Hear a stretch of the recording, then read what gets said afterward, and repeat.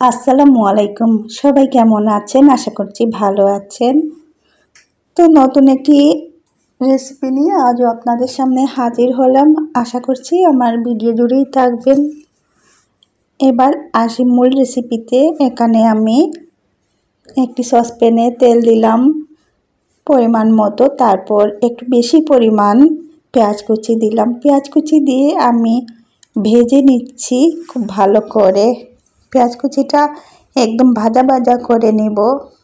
দেখুন আমার পেঁয়াজ কুচিটার কালারটা চেঞ্জ হয়ে এসেছে। এবার দিচ্ছি কিন্তু পেঁয়াজ বাটা, তারপর আদা বাটা, রসুন বাটা, এগুলো দিয়ে আমি আবারও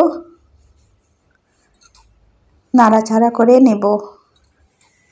তো আজকে আমি কি রান্না করতে যাচ্ছি জানতে হলে দেখতে থাকুন, আমার ভিডিওর সাথেই থাকুন পুরো ভিডিও জুড়ে। আপনারা যারা আমার চ্যানেলটি সাবস্ক্রাইব করেছেন তাদের জন্য অনেক অনেক ভালোবাসা, আর যারা এখনও আমার চ্যানেলের পাশে নেই অর্থাৎ সাবস্ক্রাইব করেননি তারা প্লিজ আমার চ্যানেলটি সাবস্ক্রাইব করে আমার পাশেই থাকবেন, আর অবশ্যই বেল বাটনটি ক্লিক করে রাখবেন। এবার দিচ্ছি গোটা গরম মশলা, এই তো দারচিনি, এলাচ, লবঙ্গ, গোলমরিচ, তেজপাতা দিয়ে আমি আবারও পেঁয়াজের সাথে খুব ভালো করে নেড়ে চেড়ে দিলাম। তো শুকনো উপকরণ দিয়ে দিচ্ছি স্বাদ মতো লবণ, হলুদ গুঁড়া, মরিচের গুঁড়া, জিরা গুঁড়া, পাঁচফোড়নের গুঁড়া, তারপর রেডিমেড যে কারি মশলাটা পাওয়া যায় সেটাও দিয়ে দিলাম। সব মশলাপাতি দেওয়া শেষ। এখন আমি মশলাটাকে খুব ভালো করে কষিয়ে নেব অল্প পরিমাণ পানি দিয়ে।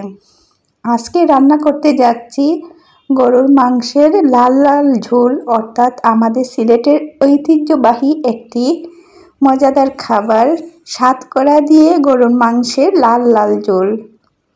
আর এটি হচ্ছে স্পেশাল সেহরির জন্য রান্না।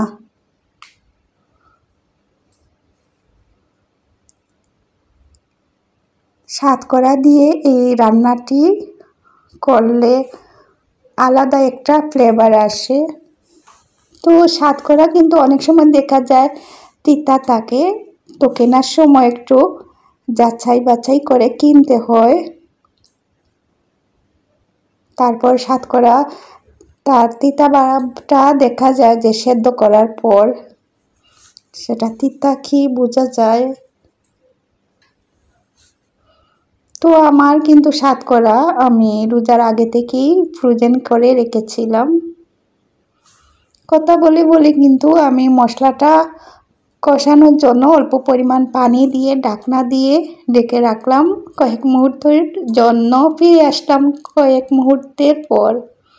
দেখুন আমার মশলাটা প্রায় কষে গিয়েছে, তেলটা খুব সুন্দর করে উপরে ভেসে উঠেছে।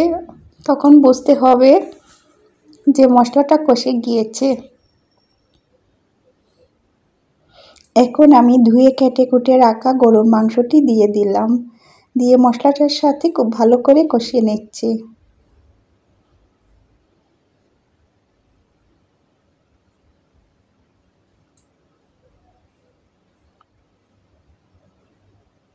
তারপর ঢাকনা দিয়ে আবারও ঢেকে রাখবো। এভাবে আমি অফ ক্যামেরা কয়েকবার ঢাকনা দিয়ে ঢেকে রাখলাম আর বারবার কিন্তু নাড়াচাড়া করে দিলাম।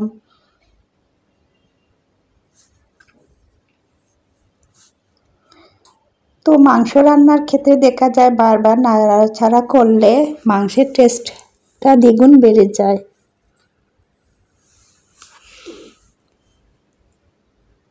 দেখুন আমার ফ্রোজেন করা সাতকরা দিয়ে দিচ্ছি।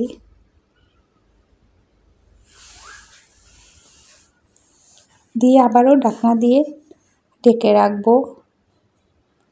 মাংসটা একটু কষানোর পর কিন্তু সাতকরাটা দিয়ে দিলাম। যদি মাংসের সাথে সাতকরাটা দিয়ে দিতাম তাহলে বেশি সেদ্ধ হয়ে যেত সাতকরাটা। তো আমি টিপস সহকারে সাতকরা দিয়ে গরুর মাংসের লাল লাল ঝোল শেয়ার করলাম। এখন আমি ঝোলের পানিটা দিয়ে দিচ্ছি। আর যাতে মাংসটা প্রায় আমার সেদ্ধ হয়ে গিয়েছে, কেননা অনেকক্ষণ কষিয়েছি তো তাই।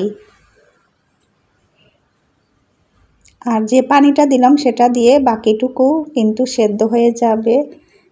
আর এই পানিটাও রাখবো না, একদম মাখা মাখা করে নেব। এক পর্যায়ে কিন্তু আমার মাংস রান্না হয়ে গিয়েছে। দেখুন কত লোভনীয় লাগতেছে, সাতকরা দিয়ে গরুর মাংসের লাল লাল ঝোল। তো সবাই ভালো থাকবেন, সুস্থ থাকবেন। আল্লাহ হাফিজ।